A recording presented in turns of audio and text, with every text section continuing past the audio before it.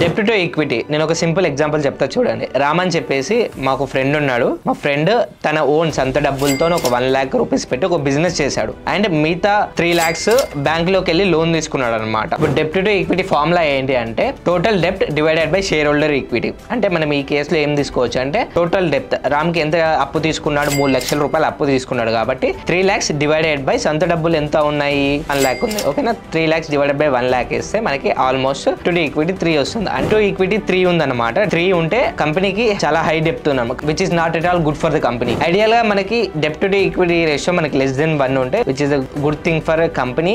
డెప్ట్ అనేది చాలా కంట్రోల్లో ఉందని చెప్పేసి మనం అర్థం చేసుకోవచ్చు. 1 to 2 ఉంది అనుకోండి, ఇది డిపెండ్స్ అపాన్ ద సెక్టార్స్ అనమాట. ఏ కంపెనీకి సంబంధించిన ఇండస్ట్రీ ఏ ఇండస్ట్రీలో ఉంది, అది ఏ సెక్టార్ కి సంబంధించి ఉంది, అది బ్యాలెన్స్డ్ గా ఉంది అని చెప్పేసి దానికి 1 to బిట్వీన్ కూడా ఓకే బ్యాలెన్స్డ్ గా మనం చెప్పుకోవచ్చు. అండ్ అబౌట్ 2 అనుకున్నట్లయితే హై రిస్క్ అనమాట. Company has very high risk, very high depth అనమాట, which is not at all good for the company. మీరు ఎప్పుడైనా ఒక స్టాక్ ని పిక్ చేసుకునేటప్పుడు డెప్ట్ to equity ratio less than 2 ఉండేటట్టు చూసుకోండి. సో కంటెంట్ నచ్చినట్లయితే లైక్ చేయండి, కుదిరితే ఫాలో అండ్ సబ్స్క్రైబ్ చేయండి. Thank you.